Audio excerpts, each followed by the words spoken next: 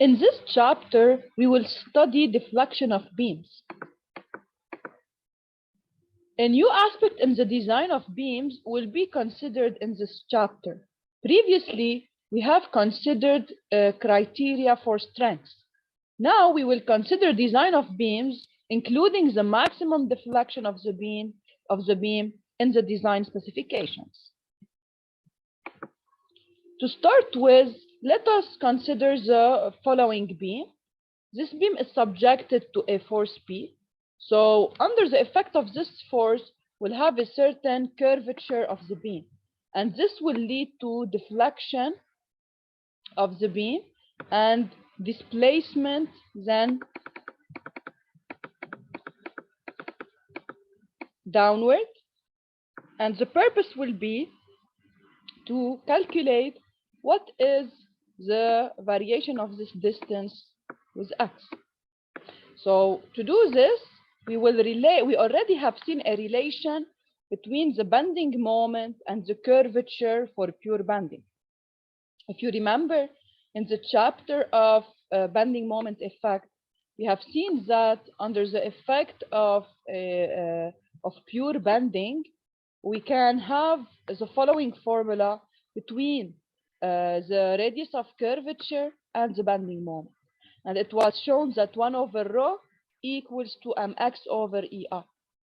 This is the example here illustrates a cantilever beam subjected to concentrated load at the free end. So if we take a certain cut here, and you want to determine the expression of the moment mx, of the bending moment mx, all you have to do is to say that at this cut, when I do the cut, I have this element. This is P. This distance is x. This is the bending moment, positive if it's producing compression to the upper part. So to get m, we do sum of moments equal to 0, and then we get that plus m minus. So plus here because P is also producing a moment about this point that is in the counterclockwise direction. And since the counterclockwise direction is a positive convention here, we will take. So plus m plus px equals to 0. Then we find that the variation of m with x for this beam is m equals to m function of x is minus p times x. And then if you want to find an expression for the variation of curvature, all you have to do is to say that 1 over rho is mx, which is minus px, over EI. And now we can replace for different values of x to find how the radius of curvature of this beam is varying with x. And we can see that at the free end, if we replace at the free end x by 0, we get that the radius of curvature is infinity. And this means that nearly, if we look at A, the curvature is linear nearly. Because for a radius infinity, this means that you have a straight line. While if you take point B corresponds to x equal to L. At x equal to L, you get that the absolute velocity of the radius, the absolute value of the radius of curvature is equal to EI over PF. So this is how we can find the expression of the radius of curvature at any position of the beam.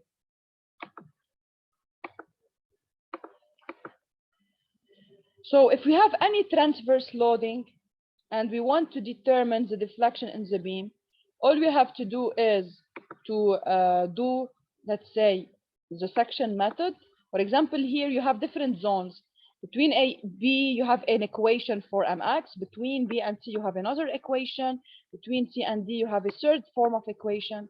So you have 3 zones to work with, section 1, section 2, section 3. In each section, you will find the expression of a bending moment function of x, and then you can evaluate the variation of the radius of curvature over your beam. Now, we can see that here if we draw the moment diagram, we have that the bending moment is positive between A and E, while it is negative between E and D. And therefore, since as we can see here, the bending moment sign is the same sign of rho, when you have a positive bending moment, this means that I have positive rho, and then the concavity is upward. However, for zones where between E and D, where I have negative bending moment, this means that rho is negative, and therefore I have a downward concavity. So the sign of M will indicate the form of deflection, if I have concavity upward or if I have a concavity that is down. Now, whenever I have a maximum moment means maximum curvature. Curvature is 1 over rho. Okay, so as M will increase, 1 over rho will increase and the curvature will increase. While if moment equal to 0, rho is infinity and 1 over rho is 0, this means that I have no curvature. I have like a straight line. Okay, now in order to determine if you want the variation of the deflection, I can come up with an equation for the beam shape or elastic curve that is required to determine the deflection and slope. So we'll see in next slides how to do this.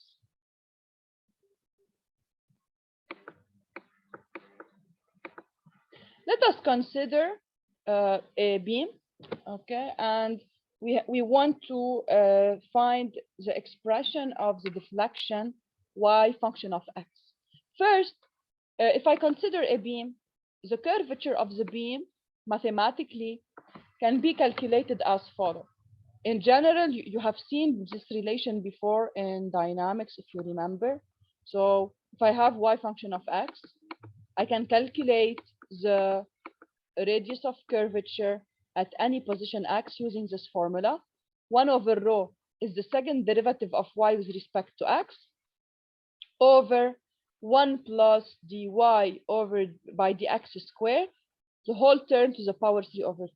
So this is the first derivative of y with respect to x, and this is the second derivative of y with respect to x. Now, in general, when we deal with beams, we have a relatively small values of dy by dx. So the slope, if you take real cases, you will see that in general dy by dx is very small. This is why we can neglect this term compared to 1, and then we can approximate the curvature at a certain position, 1 over rho by second derivative of y with respect to x. And now, if we replace 1 over rho by second derivative of y with respect to x, we get the following differential equation between the deflection and the bending moment. And EI is called the flexural rigidity of the beam. So now, and this is, of course, this will depend, E is a coefficient that is characteristic of the material of the beam, and I is the inertia about the in-axis passing by, about the neutral axis of the section. And now, in order to get y, function of x, I need to integrate twice this equation. So if I integrate twice this equation, I will be able to find how the deflection is varying with x.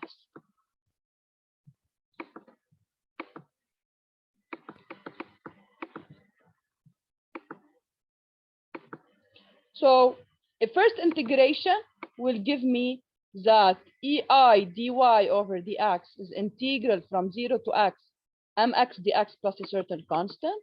And the second integration will give me that the second integral of m with respect to x plus c1x plus c2. This means that I have to know two boundary conditions to find the function of y. And we'll see in general how we determine the boundary conditions and how we can find constants C1 and C2. Now,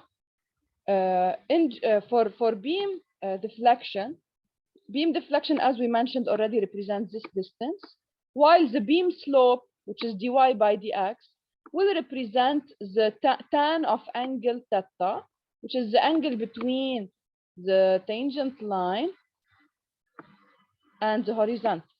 So dy by dx is the slope of the tangent line. And we know mathematically that this slope is equal to tan of this angle, which is the angle between the tangent line and the horizontal.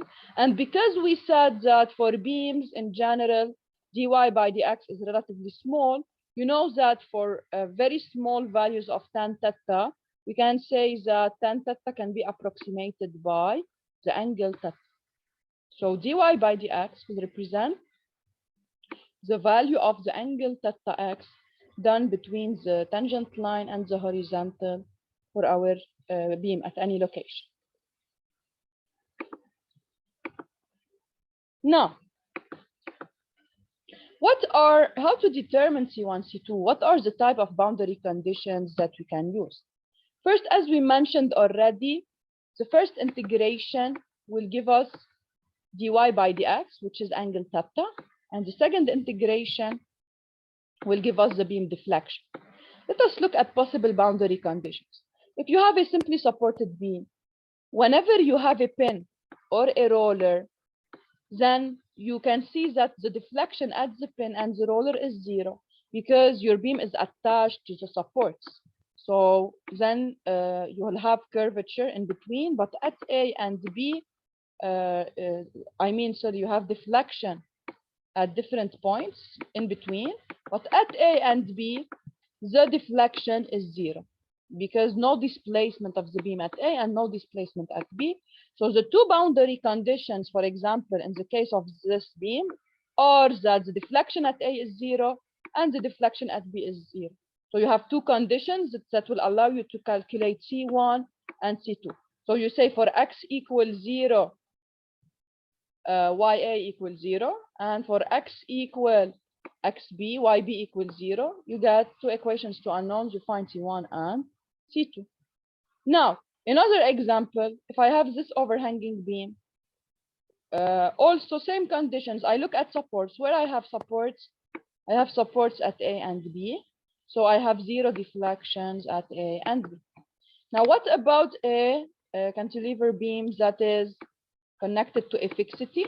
Whenever you have a fixity, at the fixity, if you draw the profile of curvature, you can observe that, of course, first at the fixity's deflection is 0, plus what is different than the pin and the roller is that if you draw the tangent line to your beam at the fixity, it's horizontal.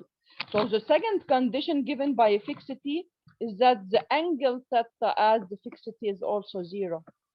So dy by dx is 0 at the fixity also.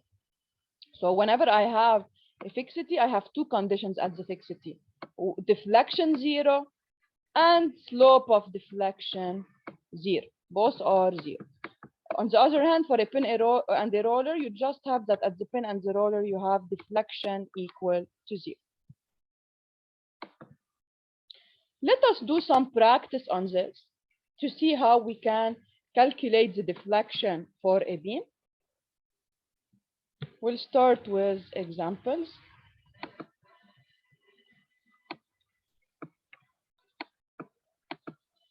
So for problem 1, determine the equation of the elastic curve for beam AB, knowing and then find the deflection at the free end and the slope at the free end. So always in such problems, the first step will be to find the equation of bending moment, okay? Because you need mx so that you integrate to find the deflection and the slope.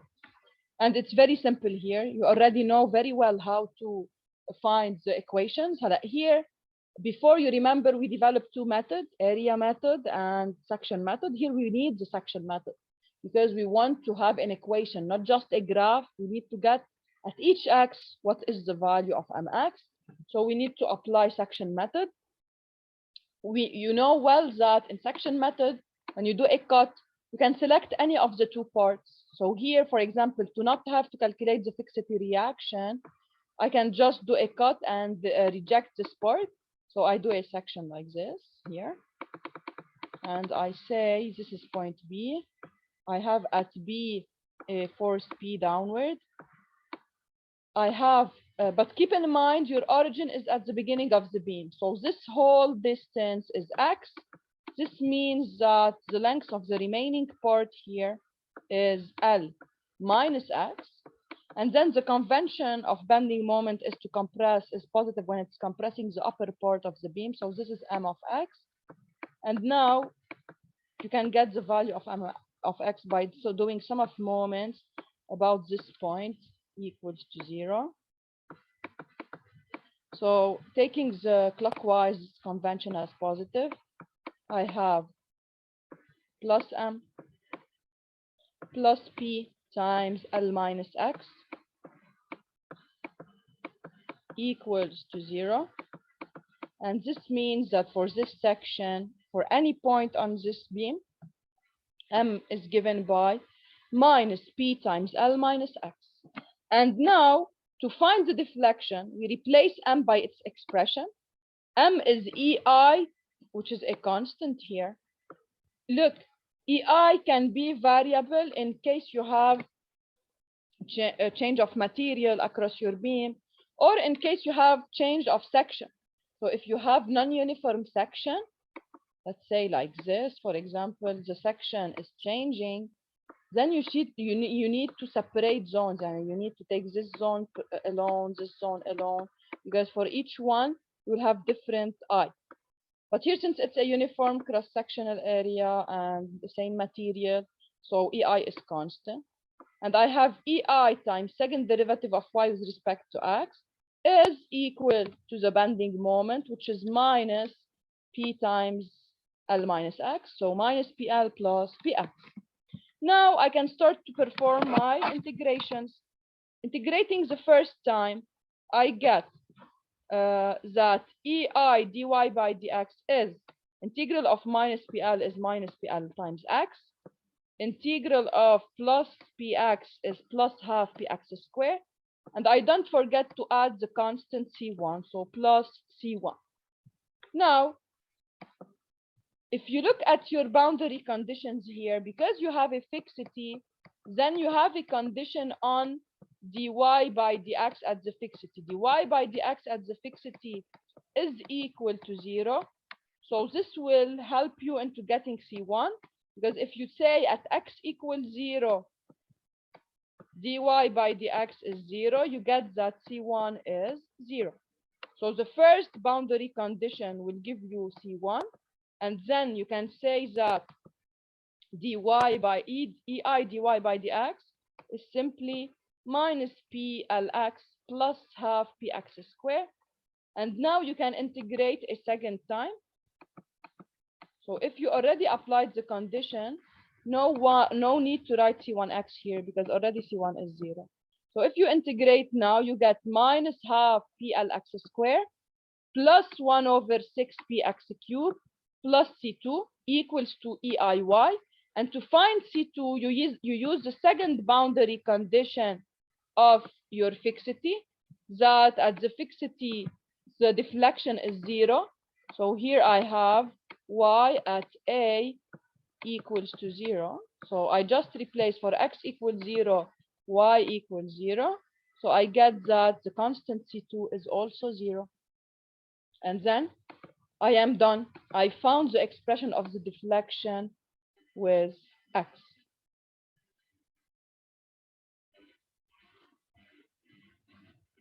Okay. Now, if I want to find the variation of slope with X, the variation of slope is given by dy by dx. So here, if I take EI to the other side, I get that dy over dx is minus px over 2i times 2l minus x.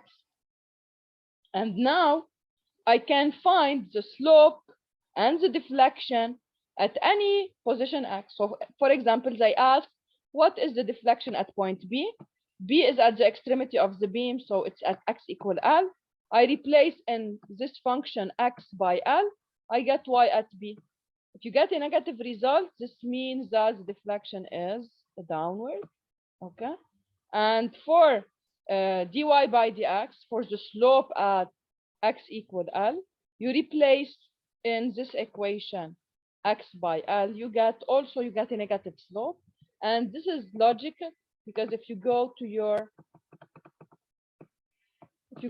figure, under the effect of this force, what will happen is that the curvature will be like this. So you will have only a zero slope at A, and at remaining point you have a negative slope. And the maximum deflection taking place will be at B, and it's a negative deflection because your beam is moving downward. So our results make sense. Another problem. For the following beam and loading shown, determine the equation of the elastic curve for portion AB of the beam, then calculate the slope at A and the slope at B. So now, similar procedure. First step will be to determine the bending moment in the beam. Here, we should pay attention that we have two sections to take. Between A and B, we have an expression for mx, so we have section 1. And between B and C, we have another expression for mx, so we need to do a second section. Now, the first step will be, of course, to find the external reactions here.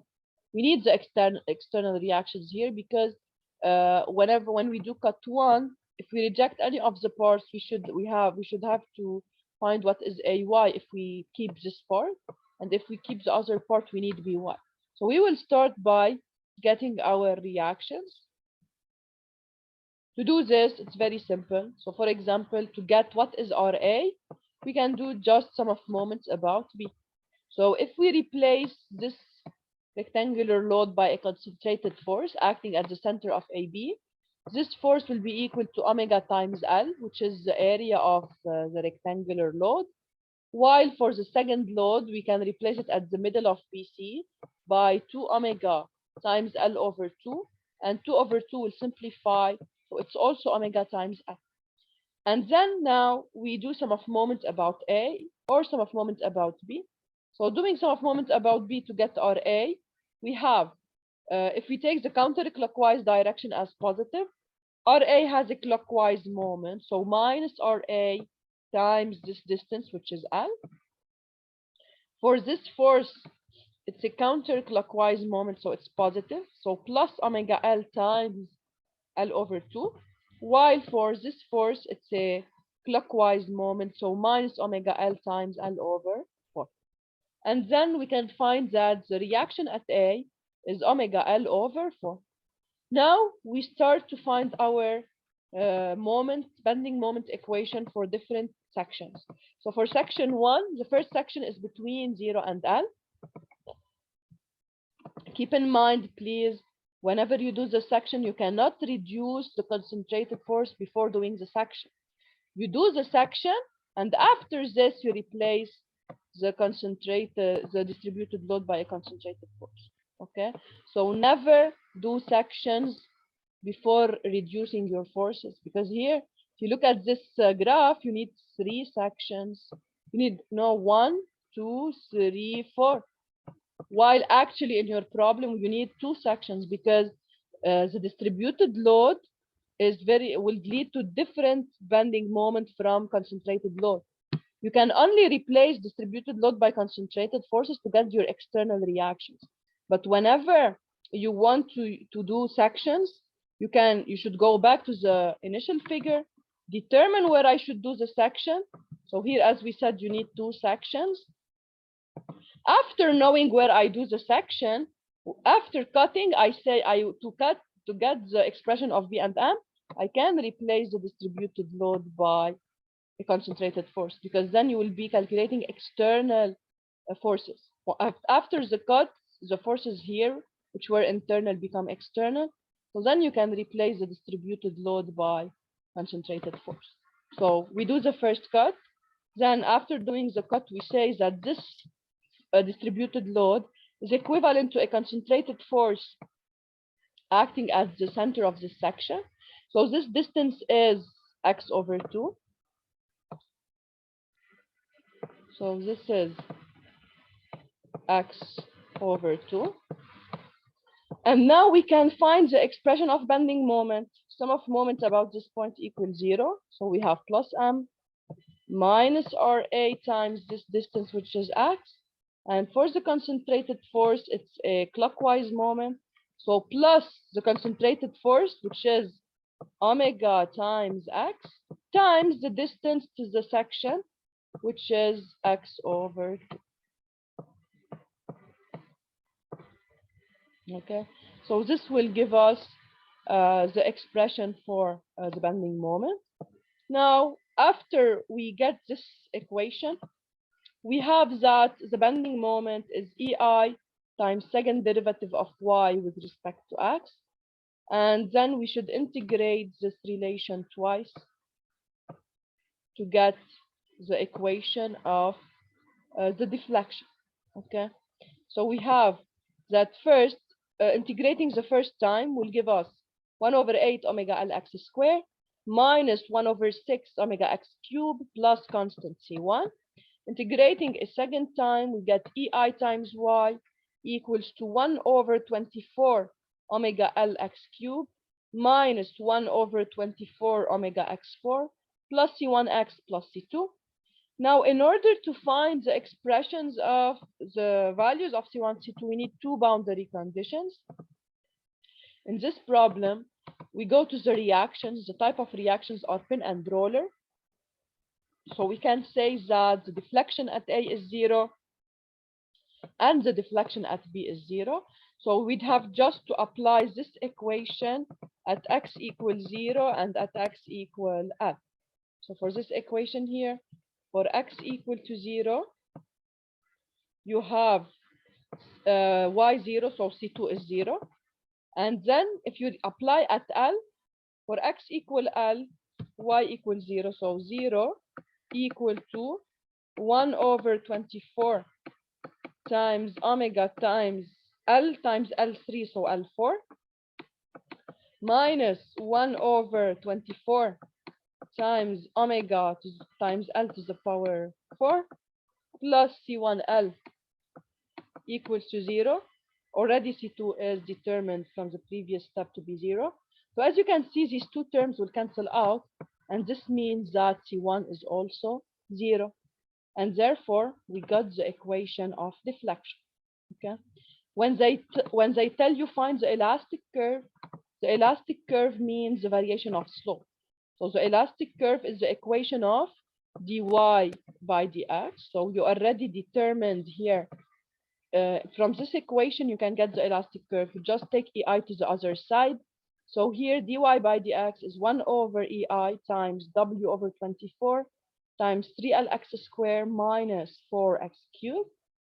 And now, as usual, whenever you have your equations, you can find deflection and the slope at any position of your beam. For example, here I asked you for the slope at 0. You just have to replace x by 0 in the equation of the elastic curve. You get that the slope is 0 here at x equals 0. And at x equal L, you replace this equation. You find that you have a negative slope that is equal to minus omega L cube over 24 ER. Let us see, go back to the figure to, if you go back to the figure, okay, you can, if you want, see, Yane, you can see if you draw here a small graph, you can see the variation of deflection, okay, and the variation of slope. Here, if we look at the equation, okay, you have your equation is of fourth order. You can plot it, okay, and you can from the plot see the variation of deflection to see if it seems logical or not, and you can compute then the value of dy by dx at any position. from the equation. Okay, so here, for example, if we take some points to do the analysis of deflection, of course at the supports it's 0. Now let's say, for example, we take at L over 2, for example, what should be the value of y? So we got that y is omega over 24 EI times L over 2 cube is L cube over 8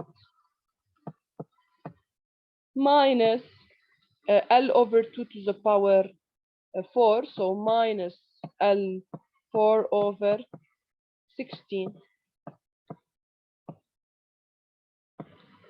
Okay, so you can find the value of y at this location, and you can put different points to draw the variation of deformation within your beam, and then you can see how the deflection will be. What is the form of deflection?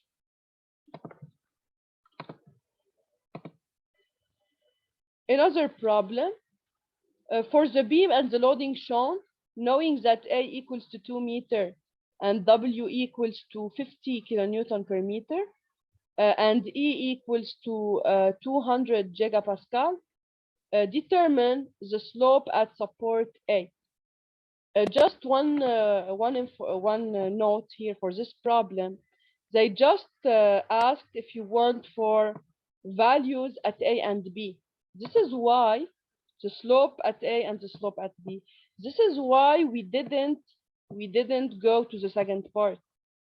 Okay, because here, as I told you, you have two sections, and you have the equation for AB is different than the equation for BC. So in case they asked you for the whole beam, what is the elastic curve for the whole beam, you should find the equation at AB and find the equation at BC.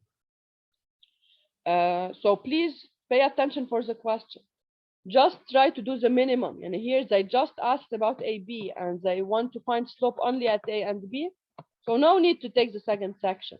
But if they just say, draw, for example, draw the deflection for the whole beam, then you should find the equation of y of x in AB, and you should find the equation of variation of y of x along BC, and you can then draw the profile of deflection. Okay. Now, another problem.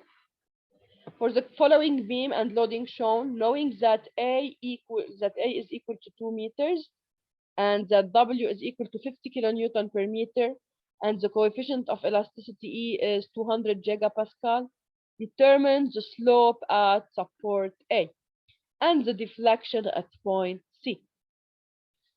So here they just want the slope at support A and the deflection at C. So of course, we just have to do a section here. No need to know what is happening in this region. Okay, so we need, as usual, so same approach. First, we get the reaction at A by doing, or if you want, here they did first the reaction at B by doing sum of moments about A, and then you can do sum of y equals 0 to get a y. Now, after you do this, you are ready to perform your sections.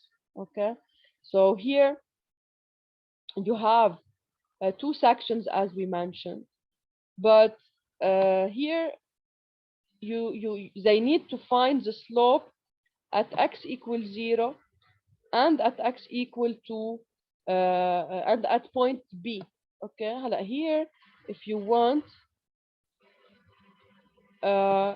because they asked only at C, okay, they asked for the deflection at point C. So point C is common between the two sections. So C is a point of section 1 and also it's a point of section 2. And the deflection is continuous, and you don't have discontinuity in deflection. So you can just find equations in the first portion. Here's I did equations for both parts, but you can just work on part AB because the deflection at C, okay, will be the same in section 1 and section 2. So you can use this as verification if you want. Okay, so here, anyways, they did work. They did the work. You will see why they did the work for both sections, because you need this work to determine the constant. You know, it's true that for finding the deflection at C, you just need to do one section. But in many cases, sections, as we have seen here, are correlated. You cannot determine the constants, all your constants from one section. You need to do the second section to close your system of unknowns. This is an example of this, and we'll see how to deal with this. Okay? So the idea is always, whenever you have a point between two sections, you have continuity at this point, you have continuity of deflection. So you can say that y at C from section 1 is equal to deflection at C from section 2. Okay? And this will help you into getting your constants. So now, let us see why we are not able to find all constants just from the first part. If we go over the procedure, we start with the first section. With the first section, we can say that here, if I do a cut, okay, I have a distributed load, and I have a distance x from the beginning to the cut. Then to get my moment, I do sum of moments about this point, so you know how to do it. You have plus m minus RA times x plus omega x times x over 2 equals to 0. You get your equation, the equation of your bending moment. But what is your problem here? Your problem here is that you have two unknowns. When you do integration, you do double integration to get the expression of y function of x. You have two unknowns, C1 and C2. But with this section, you have only one boundary condition, because you have a support at A. At A, if you go back to your figure, the type of support is a pin. And for a pin, you don't have two conditions, you just have one condition, that at x equals 0, y equals to 0. This means that you cannot find all your constant of integrations from just section 1. And this is why you need to perform section 2. If you were able to get C1, C2 from this section, in the previous problem, if you remember, in one section, كان عندنا two supports. So we were able to get C1 and C2 from the first section. This is why we didn't need to move to the other section. However, here in section 1 just contain one support, and this means that we have only a condition at A for y, for x equals 0, y equals 0. This will give us C2. But what about C1? We don't know anything about C1. We need another equation to close the system. And using the concept of continuity of deflection, so we don't have, for a beam, we never have a jump in deflection. Deflection between sections, so if you have a point between two sections, y from section 1 will be equal to y from section 2. This equation will be the equation that will close your system of unknowns. So now you need to perform the second section to get an expression of y for the other part. And then you use the conditions that if I apply at x equal a, the deflection at x equal a obtained from this equation should be equal to the deflection at x equal a obtained from the second section. So this is the strategy to do. Now let us move to the second section. If I move to the second section, I can keep the right part because it's easier to work with. And in the right part, I just have the reaction at B. I don't have any load because if you go back to your figure, this is your figure here. If you do the second section, you don't have any load, so it's easier to keep this part. You have just RB here. And then you do sum of moments about this point to get the expression of the bending moment, function of x. So as usual, always we take the origin from the beginning of the beam because to have same coordinate x between all sections.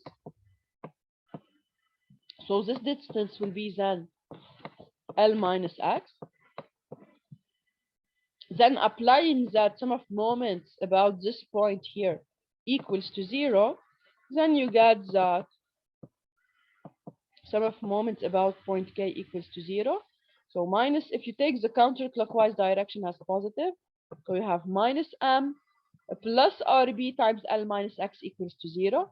So the expression of M for the second section is RB times L minus X. A first integration will give you the elastic curve expression by because it will give you dy by dx. So if you integrate, you get minus RB. It's minus half because here you have, if you take this function as u prime is minus 1. So here you have minus 1 over 2 RB L minus x squared plus a constant C3. And when you integrate a second time, you have, so keep in mind here you have minus. So when you integrate again, minus minus is plus. So plus 1 over 6 RB L minus x cubed plus C3x plus C4. And now you can apply conditions to find C3 and C4. The first condition is, of course, the one at the support. At x equal L, y equal 0. This will give me a relation between C4 and C3. Because if I replace here in this equation y by 0 for x equal to L, this L minus L will cancel out. I still have C3L plus C4 equal to 0. So C4 is equal to minus C3L. Now, this is the only condition that I can get just from this section. Now, the second, I still have to add an equation because until the remaining unknowns are C1 from the previous calculation. And here I have two new unknowns, C3 and C4. So now I need additional equations to close my system. The additional equations are the equations of continuity. Continuity of deflection first, and also you can apply continuity of slope. So the slope is continuous and the deflection is continuous. So you have two additional equations that you can write. So now you can say at x equal a, which is the common point between the two sections, I have continuity of deflection because it's saying, so if you draw, for example, for any curvature, at a certain point common between two sections, you have same slope and you have same value of deflection. So this is why we say we have continuity of deflection and continuity of slope at a certain point to joining two sections. So if you apply first the continuity of slope, you have that x equal a dy by dx from section 1 equals to dy by dx from section 2. This will give you a relation between C1 and C3. Okay, so until now, we have two equations, three unknowns. To close this system, we need a third equation. Okay, to remind you, the first equation was for C1, and here you have an equation already. So here we have the first equation relating our unknowns. So we said the remaining unknowns are C1, C3, C4. C2 was already determined, okay? The first equation for this system of three unknowns is the one at x equal L, y equals 0. This is equation number 1. The two other equations are the equations of continuity of slope and continuity of the deflection 1. Okay, so you have that By applying the continuity of slope, you get equation number 2 relating C1, C3, C4. From this equation, you got a relation between C3 and C1. And finally, if you apply continuity of deflection at point A, you get a third relation. And the third relation here, if you replace C3 by its expression, because from equation 2, you got C3 a function of C1. So now, when you apply the slope relation, you have just to replace the expression of C3 function of C1, and this will give you C1.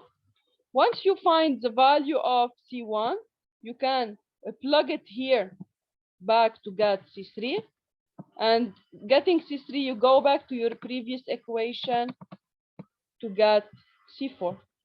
And now you have all your constants.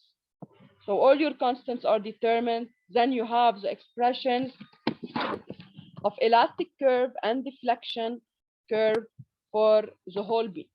Okay. Now they just asked you at specific points to calculate the slope and the deflection. So all you have to do is to take the corresponding section. For slope at x equals 0, x equals 0 belongs to the first section. So I need to apply equations for the first section. I can find then the slope at A. And if they ask for the deflection at A, I can just calculate y at x equals 0.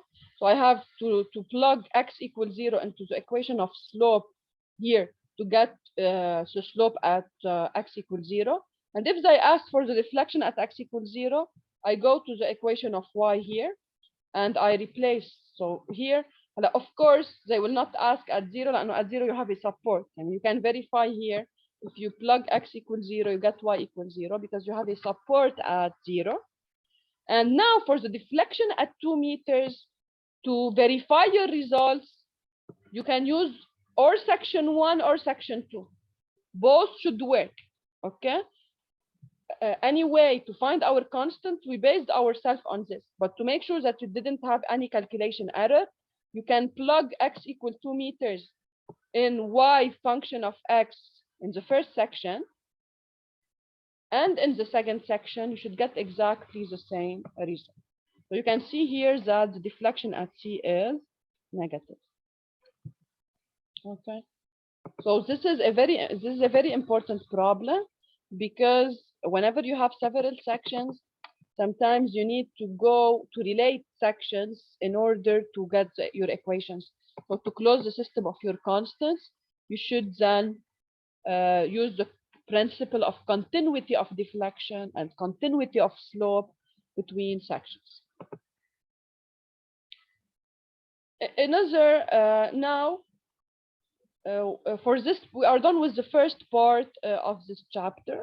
We will continue with a new part that will allow us to use the deflection concept in order to determine beams that are unstatically determined. So just to introduce this section, in statics, you know that you cannot, for 2D problems, you cannot write more than 3 equations. So here, for example, you have a fixity and you have a roller. So in total, you have 4 unknowns, because at the fixity you have AY, AX, and reaction moment at A. While at the roller you have BY. So you have 4 unknowns, and you can only write 3 equilibrium equations. So this is why we call this system over-constrained. And then we need tools other than statics to solve for it. This is the following section. So we will continue this in the second part of this course, of this chapter.